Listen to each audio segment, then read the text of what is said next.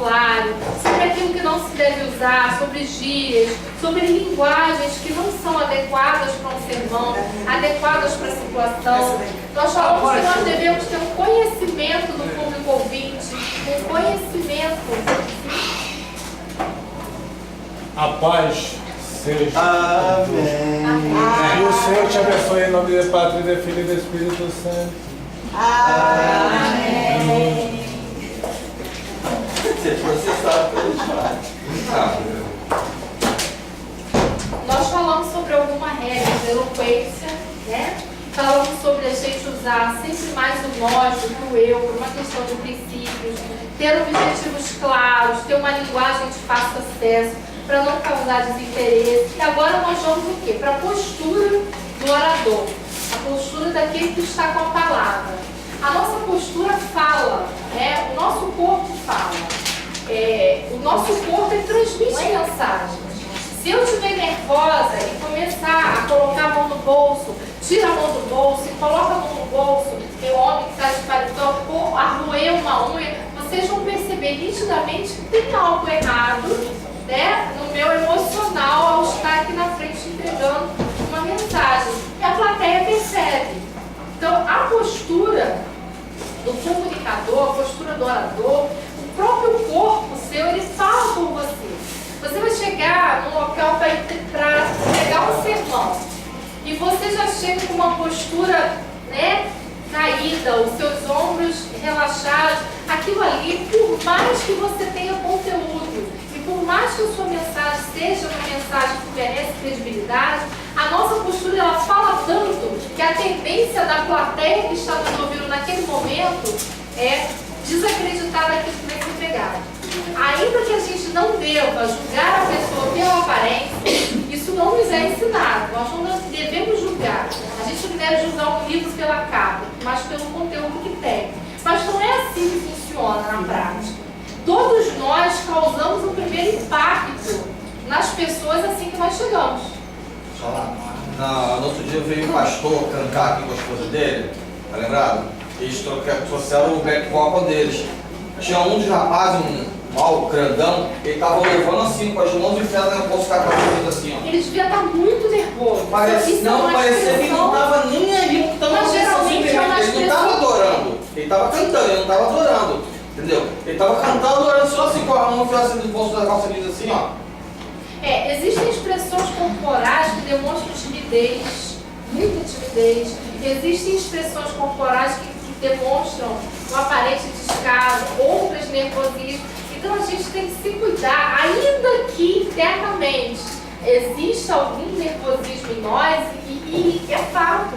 A gente ouve tantos pregadores chegarem aqui, pregadores de renome, e falam assim: cada vez que eu subo nesse púlpito, eu ainda subo com temor e tremor. As pessoas ficam nervosas. Há um artifício que é muito utilizado, a gente vê muito isso aqui no Apacentar, em outras igrejas que a gente vai, isso é muito comum. O pregador, ele é apresentado, ele assume o púlpito, ele assume a palavra, a primeira coisa que ele faz é pedir um louvor. Isso é uma técnica para a pessoa se acalmando. Nem sempre é assim. Existem alguns que fazem isso porque pedem uma adoração realmente antes da palavra por um propósito específico. E a gente sabe que a adoração ela traz a presença de Deus. Mas em alguns casos a gente percebe que é uma estratégia usada para quê? Para que a pessoa ela vá se acalmando. Aquilo ali você está de frente para a assembleia e aquilo que uma assembleia é grande, a Apacentar é uma igreja muito grande. Não é fácil subir ali em cima, dar de cara com milhares de pessoas aqui, milhares de rostos te olhando. As pessoas têm uma expectativa do que elas vão receber. E se você não tiver um foco nisso, que Deus lhe deu algo da parte dele para ser transmitido, o nervosismo vai tomar conta da gente, porque é normal. Milhares de carinhas te olhando para você. Você está com a mensagem na ponta da língua, aquilo ali pode até travar. Então, algumas pessoas usam esse artifício. Alguns pegam o microfone, aí se apresentam novamente. Isso nem é bonito. Né? Existem algumas situações, a gente vai citar algumas situações aqui que não cabem. Então vamos lá. Na postura do orador, a postura ela vai colaborar ou ela vai atrapalhar com a exposição. Assim, via de regra, a gente já viu algumas pessoas em público que ninguém dava nada por elas. Pode botar aí, pode colocar aí na cadeira. As palhinhas. Quantas vezes isso acontece conosco? A gente está na presença de uma pessoa e você às vezes não dá nada para aquela situação. Você fala assim, e você sai dali poderosamente abençoado e poderosamente ministrado. Então não é a nossa postura que vai transmitir a mensagem, mas a nossa postura, ela é um colaborador. A postura sua diante do público, ela vai ser um facilitador para que a mensagem alcance o maior número de pessoas. Algumas pessoas tendem a rejeitar o pregador dependendo já da postura com que ele se apresenta. Não deveria ser assim, mas é. Então a gente precisa trabalhar a nossa postura. Até porque nós almejamos o quê? Almejamos fazer algo com excelência. Então a postura está inclusa nesse pacote. A nossa fisionomia transmite os nossos sentimentos. Muitas vezes você vai ser, e é certo. Quando nós somos chamados para algo, muitas vezes naquela semana, isso não na vida do nosso pastor, que tem uma agenda cheia, prega quase todo dia, mas vamos falar de nós, né? Aparece uma oportunidade para você pregar no lar de paz. Isso não é uma coisa que acontece todo dia na minha vida, na vida de alguns aqui. Naquela semana, a tendência é você passar por uma guerra muito grande. Quando eu e o meu esposo, a gente estava à frente do trabalho do café, todas as vezes que ele falava para mim, Vitória, amanhã você vai trazer a palavra do café. Eu passava mal na sexta-feira. E eu já fui parar no hospital sexta-feira, meia-noite, estava no hospital, tomando injeção na veia, no outro dia toda roxa, mas eu fui. Meia-noite de sexta-feira, para pregar no café. Nossa, meia-noite, sexta-feira, era até... Não creio nisso. Tá ligado. E por quê? Porque a guerra, ela se levanta.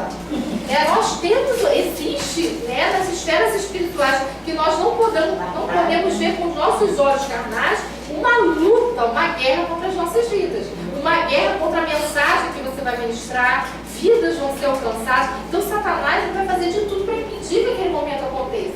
É igual o momento do apelo, é o momento onde a distração, levanta, anda, o pastor tem que pedir, gente, por favor, agora vocês não se movimentem. Ninguém sai, respeita esse momento, porque senão é um momento de distração. Começa um anda dentro da igreja, aí eu já sou convertido, entendo que já acabou o culto, eu quero ir para casa, aí eu entro, aquilo ali atrapalha aquele momento, porque existe uma guerra sendo travada para que aquelas pessoas aceitem Jesus e venham até a fé. Aquele caminho nunca foi tão longo quanto na hora de uma pessoa aceitar Jesus. E isso acontece, a guerra se levanta na nossa vida. Então, às vezes, a gente teve uma semana daquelas. Às vezes você vai levar a palavra no sábado e estava no hospital na sexta-noite. Mas você, ainda que você tenha passado por isso, não é elegante nós já nos apresentarmos à plateia, à assembleia, à congregação, à igreja e falar assim, porque hoje eu estou assim. Não é elegante. Nós podemos até comentar, mas assim, pode dar uma impressão, dependendo de onde você estiver, do nível de intimidade que você tem com aquela assembleia, pode dar uma impressão de que você está ali despreparado, ou de que você está ali, mas você não deveria ou não gostaria de estar ali. Pode soar como uma reclamação. Então, assim, a gente tem que ter cuidado com essas palavras. E o nosso semblante também, por mais difícil que esteja a situação, irmãos, o Espírito Santo nos renova, nos anima. Então tá difícil, foi difícil até você entrar ali. A hora que entrou ali, ora, entrega a situação a Deus, se renova, porque você não pode chegar ali para entregar uma mensagem da parte de Deus com o seu semblante mais abatido do que o das pessoas que estão ali para receber. Você vai encorajar, você vai animar, você tem uma mensagem positiva. Porque a palavra de Deus, ela é uma mensagem de salvação, de redenção, de prosperidade. Tudo que está na Bíblia, ela coopera para o bem daqueles que amam a Deus. Então a Bíblia é uma mensagem positiva. Ainda que seja uma mensagem de exortação, muito embora esse tipo de mensagem cabe ao pastor da igreja, não ao convidado, a não ser que seja muito da parte de Deus, certos tipos de mensagem, se você for, inclusive, bater diretamente nas ovelhas que não são suas, você deve até comunicar a quem te convidou. Olha, eu recebi uma mensagem da parte de Deus, mas é uma mensagem forte, assim, e você ser autorizado até a ministrar.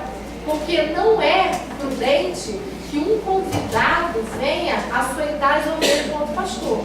Nós não devemos fazer isso. Tá? Doutrina, então, nem se fala.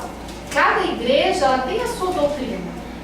Nós precisamos, e isso está na postura também, nós precisamos saber qual é o tipo de doutrina daquela igreja no campo físico e no campo de mensagem também. Porque muitas vezes aquela igreja ela crê numa determinada doutrina, você vai chegar ali, né? E vai debater. Não é permitido que eu vá de calça. Eu sou convidada para pregar, chego lá com a calça comprida. É uma igreja onde uma mulher não se apresenta maquiada. Tem igreja onde eu não posso ir levar uma palavra se eu estiver com grito. Então nós precisamos saber aonde é que nós estamos e da maneira como nós devemos estar. Por quê? Para não escandalizar os irmãos. Não é pecado eu estar com brinco na orelha, mas se naquela assembleia ali não se utiliza brinco, ali as mulheres não usam brinco, as pessoas vão ficar comentando quando e parece uma afronta. Se eu sei que não é, e eu vou até ali, eu aceitei o convite, então eu preciso ter uma postura elegante. Eu vou tirar os brincos, eu vou sempre eu não vou maquiada. Não só você que foi convidada, mas também vou falar com o pastor. Eu vou trazer uma vergonha para a pessoa que me convidou, né? Uma pessoa que já te viu pregar, que respalda a mensagem do ministério, e você está sendo desleal. Então nós precisamos conhecer o nosso público para que a nossa postura nessa área ela não venha pecar contra os nossos irmãos. Porque se eu chego lá, toda maquiada, com lápis preto no olho, batom vermelho, numa congregação onde ninguém usa maquiagem, brinco, nada, eu vou ser motivo de escândalo. Mas por que no meio de nós existe gente assim? Os filhos não são iguais. E eu sou filha de pais que somos 3 filhas. Recebemos a mesma educação, recebemos os mesmos princípios e não somos iguais. Um dia a Igreja de Jesus será uma só.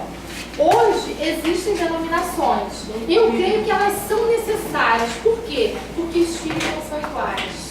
Bom, assim como eu tenho uma irmã que ela é a minha cara. As pessoas confundem com ela na rua. E quando eu era mais novinha, isso dava um problema porque ela não era mole. Eu passava um aperto. Porque eu era confundida com ela e eu ficava com a jararaca. Só que nós somos muito diferentes de personalidade, ainda que na semelhança física. Agora não que eu estou mais gordinha e ela está magrinha, então não dá para confundir. Mas quando está mais duas magrinhas, as pessoas confundiam. Assim somos nós como filhos de Deus. Existe aquele que gosta de dançar, se alegrar, bater palma. Amém. E existe aquele, a gente entra, eu já entrei em cantadas de Natal, de congregações, assim, de denominações, que as pessoas nem se mexiam. E eu quase saí uma palma e falei, peraí, eu acho que eu tô alemão aqui, né? Tô alemão no camba, porque isso aqui não convém. E aquelas pessoas, elas são bênção ali. É uma igreja séria, uma igreja abençoada, mas é o jeito deles. Aconteceu isso numa igreja perto de casa. Teve uma certa cantora convidada. Nós fomos ajudar a organizar e tudo. Só que quando ela vem aqui, nossa, é aquele alvoroço. Que ela, todo mundo cantando, dançando, batendo palma, glória a Deus, olhando lá. Eu e ele, a gente deu glória a Deus, mas todo mundo não faz. Só que assim, a gente tem que respeitar, né? Nós respeitamos por quê? Porque o evangelho que está sendo pregado, o mesmo evangelho, ele traz a mensagem da cruz, a mensagem da salvação, a mensagem da redenção. É uma igreja séria, é uma denominação séria. Eu, por exemplo, eu não congregaria numa igreja que eu tivesse muita dificuldade para vestimenta. Porque eu sou uma pessoa prática, trabalho fora, tem coisas assim que para mim seria difícil. Mas eu entendo que se aquelas pessoas se sentem bem com aquilo ali, amém.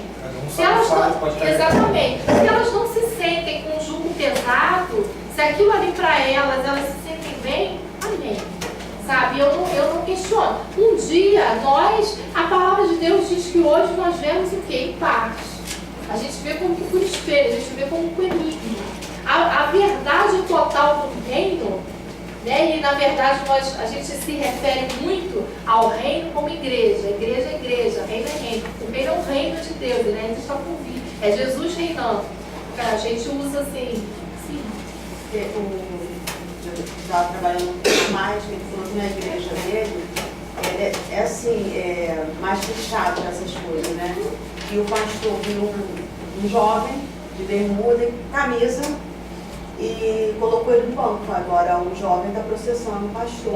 Hoje em dia ainda tem isso, né? Hoje em dia o constrangimento, processo, enfim. Porque, na minha visão, quem vai pregar não é o brinco. Não é o paletó. Não é, a gente sabe que não é. Mas, o que acontece? Se você for chamado amanhã para ir expor, vamos supor que você tem um projeto muito bom, Deus te deu um projeto muito bom, e você achou graça e favor, e você foi chamado pelo Congresso Nacional expor esse projeto para Dilma. O que você vai procurar fazer? Você vai procurar ir de acordo com aquele lugar. Você não vai se apresentar, e é um lugar ímpio. Você não vai procurar se apresentar ali de qualquer forma. Se o Dimóteo falar com o prefeito, a gente procura. Quando é aniversário do nosso pastor, e a gente se junta e faz a estrutura, faz uma vaquinha e compra um presente para honrá-lo. E a gente sabe que a gente vai entregar, o que a gente procura fazer? A gente procura vir, né? Passadinho, arrumadinho, porque a gente quer honrar aquela pessoa. Então o brinco não prega. Mas por uma honra, aquele lugar, aquela denominação que está te convidando, que está acreditando no seu ministério, que está te dando uma oportunidade para ser um canal de Deus, convém que você seja um com eles, para não desonrar, se adequar.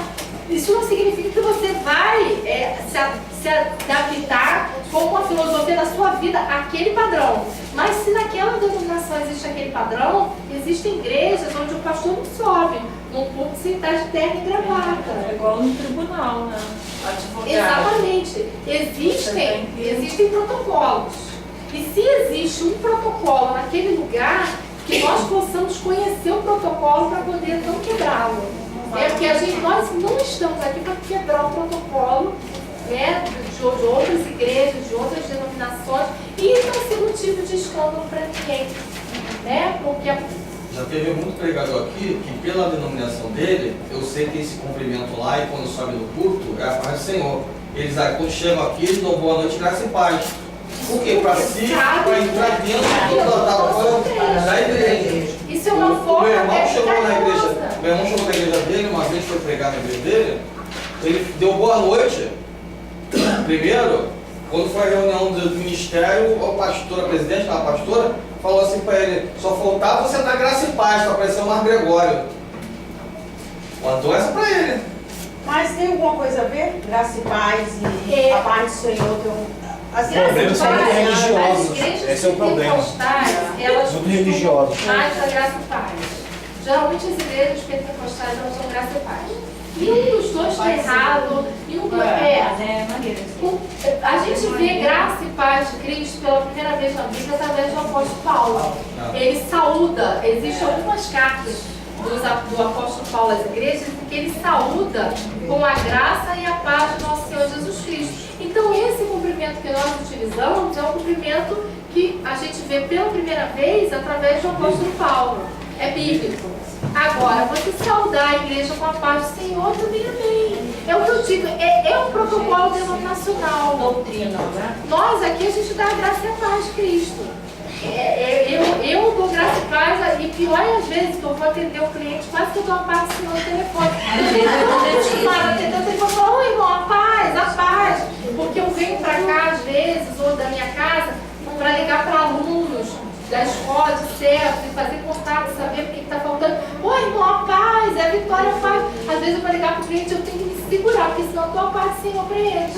E assim, eu estou trabalhando, eu não posso fazer isso. É tanto protocolo que tem, é isso, aquilo, e quantas vezes dentro do mundão? É igual quando a gente faz evangelismo lá, o pessoal fala assim: não gosta de botar calça não.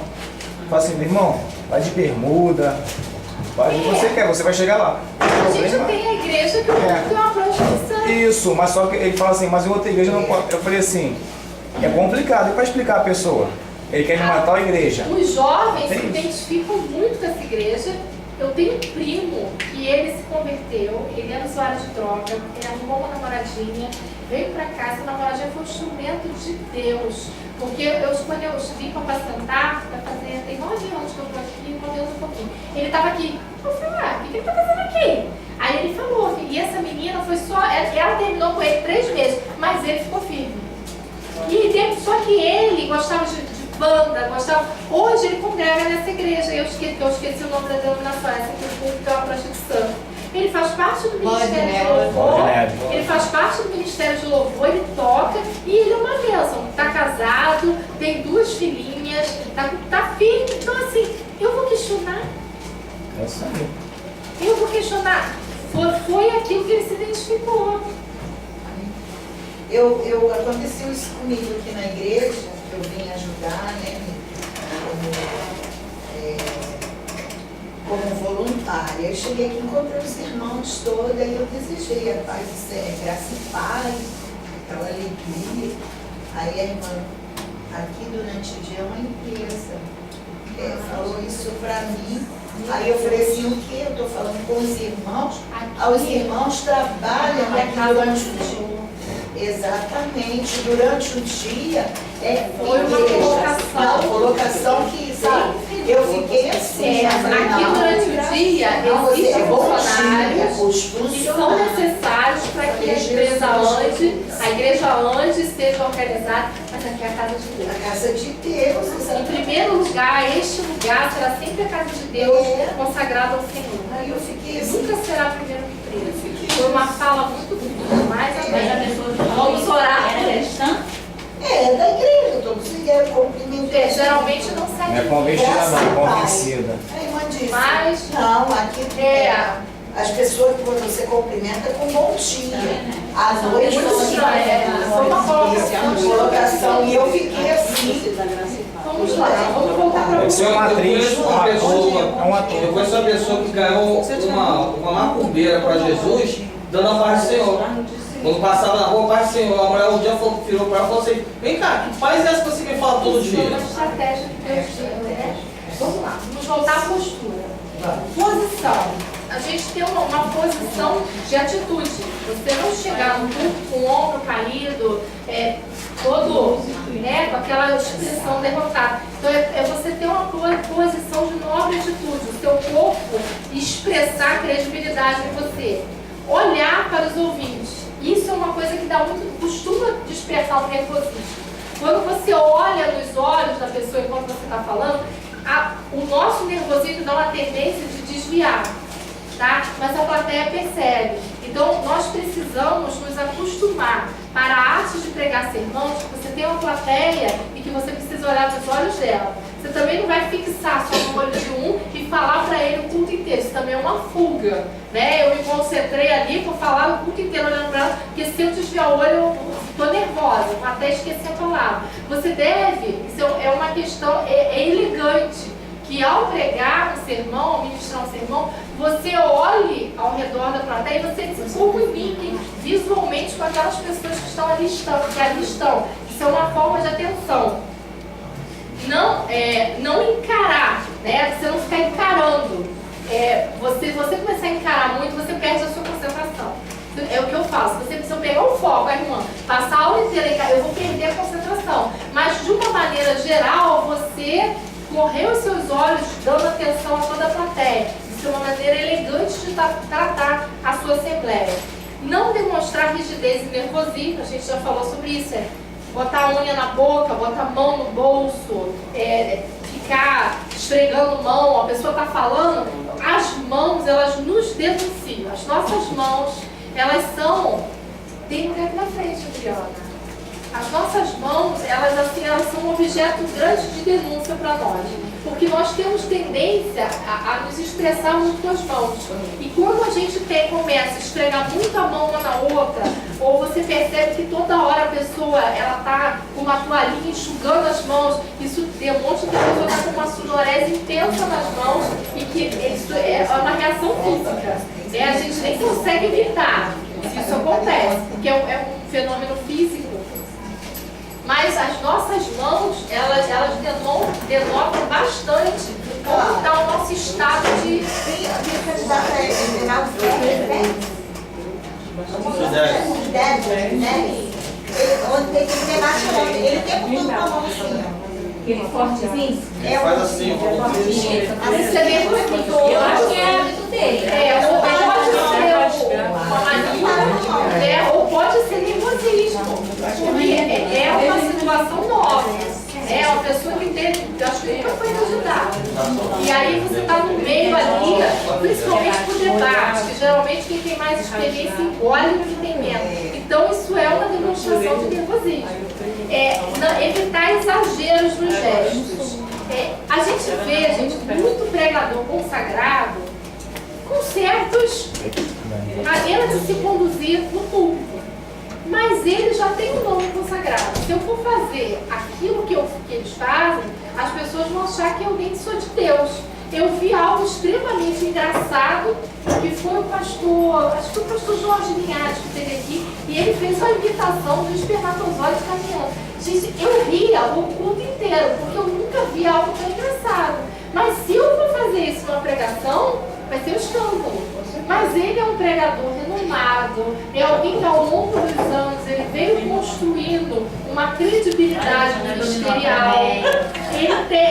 Então aquilo ali, ele já tinha interagido com a plateia, cabia, estava dentro da mensagem, mas nós precisamos ter muito cuidado com esses exageros. Por quê? Porque a gente está pisando ainda num campo minado, a gente está começando, a gente está para ser aprovado ou reprovado a qualquer tempo. Então, o ideal é que nós tenhamos o equilíbrio. Não demonstrar indisposição, é o que eu já falei aqui, mesmo que a gente tenha tido aquele dia horrível. Guarda aquilo para você, pede a Deus para te renovar, mas não se exponha, não falar, hoje eu nem era para estar aqui, porque eu estou assim. Isso às vezes soa mal, para a Assembleia que está te ouvindo. Evitar leituras prolongadas demais, porque muitas vezes você distrai a plateia. Mantenha o foco, você tem uma mensagem. Aí você vai, ou você pega 30 versículos na Bíblia que tem a ver, você faz praticamente um mini dicionário do tema em concordância. Pegar 30 versículos na Bíblia que falam sobre o tema, você não tem necessidade disso. Escolhe alguns que sejam mais relevantes, que não vai tirar você do foco e expõe. Ou se você vai fazer uma pregação no texto, você vai ler o texto antes e depois você vai pregar sobre o texto que você leu, geralmente nós devemos evitar leituras inteiras de capítulos. A não ser que seja um capítulo muito reduzido ou que seja extremamente necessário fazer a leitura do capítulo inteiro. O ideal é você buscar os versículos que focalizem a sua mensagem para você fazer uma exposição mais rápida, porque senão você cansa muitas pessoas. A igreja não é um lugar para a gente fazer o devocional. Nosso pastor fala, fecha, eu não vou nem dar o versículo, senão vocês vão ler a Bíblia aqui dentro da igreja. E vocês têm que ler a Bíblia em casa. Eu vou dizer o versículo daqui a pouco, aí ele diz para a gente o que? O versículo que ele vai ministrar a mensagem. Então a gente não deve se ater a textos prolongados demais, a indumentária, a gente deve estar preocupado em estar de acordo com o que o ambiente pede. Se eu vou para um culto de crianças, eu posso, se pedir a situação, você vai participar de um EBF, você vai ministrar no EBF, você pode se fantasiar à vontade, você está ali para lidar com as crianças. Existe um caso para cada caso, mas você deve se preocupar em se apresentar. Isso não quer dizer, gente, que você tem que estar com uma roupa nova, for ir lá, gastar dinheiro, comprar um terno novo que você vai pregar. Deus não está preocupado com isso. Ele está preocupado com a função que está sobre a sua vida. Mas a gente deve oferecer o nosso melhor. Então pega a roupa que vai honrar aquele lugar, traz ela bem limpinha, bem passadinha. O ideal é que os homens estejam o quê? Barbeados, com o cabelo cortadinho, arrumado. Você está demonstrando, ao chegar assim, você demonstra o quê? Um zelo, um carinho, tanto com aquelas pessoas quanto com o seu ministério. Porque você se apresentar, todo com barro por fazer, o cabelo sem cortar, parece que não dormiu a noite inteira, parece que não chegou lá nem lavou o rosto, aquilo ali parece que você não tem apreço por aquilo que você está fazendo. Dá uma impressão de relaxamento, ainda que seja uma situação atípica. Mas o ideal é a gente não fazer. É você procurar se apresentar coerente e ter um discernimento de não botar uma calça cor de abóbora com um paletó roxo, porque não é a apresentação da banda Restart.